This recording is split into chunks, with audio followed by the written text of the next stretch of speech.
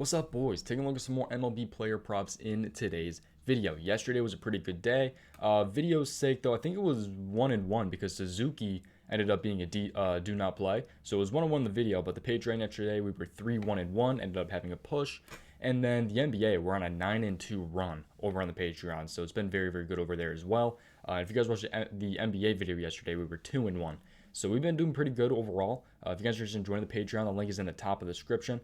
Go ahead and join now. Don't wait until the end of the month or wait until the beginning of next month. Yeah, let's go ahead and talk about these though. But Patreon links again in the description, and make sure you guys go ahead and sign up for prize picks. And match your first deposit 100% up to $100 using my code DOMG. When you guys go ahead and sign up, shout out to prize picks, man. But it's available in most states. And again, you guys get a 100% deposit match up to $100. So if you guys go ahead and deposit $60, they'll match it and give you guys another $60 in promo funds to go ahead and play with. So $120 total to go ahead and play with. So pretty sweet deal over from Prize Picks when you guys go ahead and use my code DOMG. But let's go ahead and hop into this and talk about some player props here. So, all right, let's take a look at these here.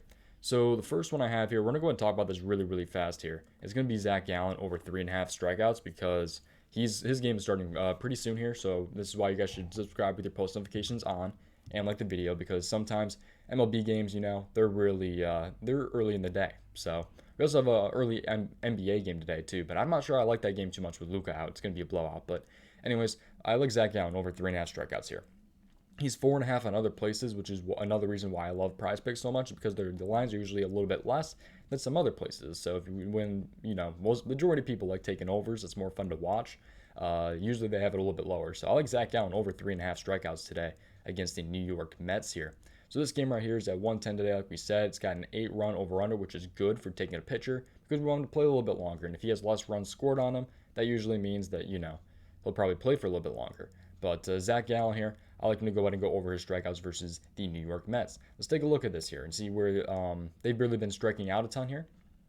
And let's take a look at just the matchup here versus the Mets. So the Mets this season, New York Mets, where are they at? So they're actually one of the, they're not really striking out that much. But I'm not really worried about it, because if you take a look at his game log here, he has been pretty crazy. If you see his strikeouts here, I do want to note that he does have a shoulder problem, but he's starting today. I don't really expect that to mess with him too much. I still think he'll be able to go ahead and grab 4 strikeouts. He's a minus 205 to go ahead and go over this. That's huge.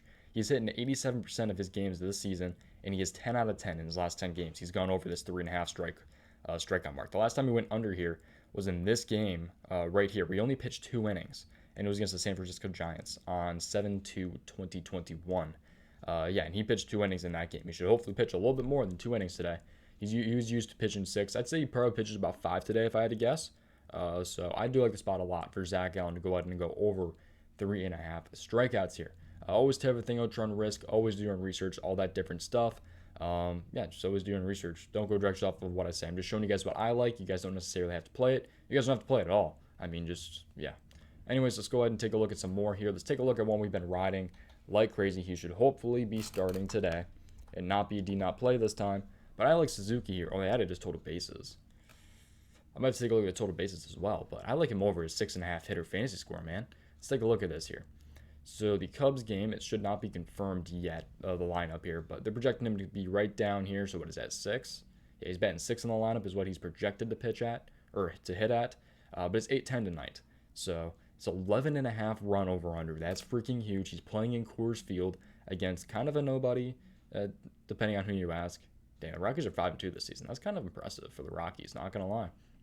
Anyways, they've been kind of led by Chris Bryant, though. Anyways, sorry, I'm getting off track here. But I like Suzuki here over 6.5 hitter fantasy score. If you take a look at this here, let's go ahead and take a look at his game log fantasy score here. This is what he's been kind of doing. This game he was ruled a do not play because he did not start the game. He ended up pitch hitting, which is why he has the 1 plate appearance. And he actually ended up getting walked there, so he had 2 fantasy points. But that doesn't count because he did not start according to the Prize Picks rules here, which is really, really nice. If you take a look, where is it? Should be in here somewhere. Should be in here somewhere. I don't know. They say that starting pitcher.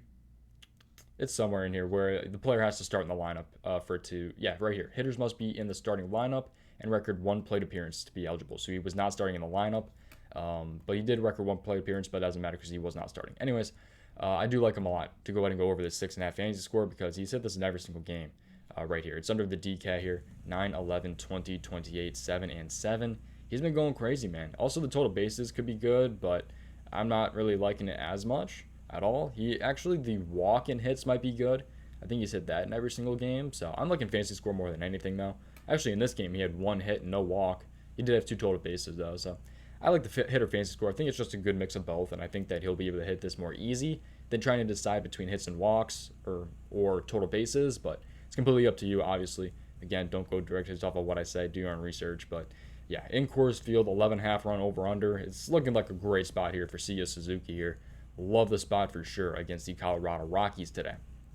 Final player prop here. Let's go and take a look at another hitter here. It's actually going to be another hitter fantasy score. I like Corey Seager, man. Oh, oh no, I spelled it wrong. There we go. Corey Seager. I like him over 6.5 total or hitter fantasy score here. Rather than the total bases. Total bases can be really good as well, but I'm leaning more towards the hitter fantasy score here. Let's take a look at this one. So where is this game? I forget what time it is. 7:05. So this game, 7:05. Right here.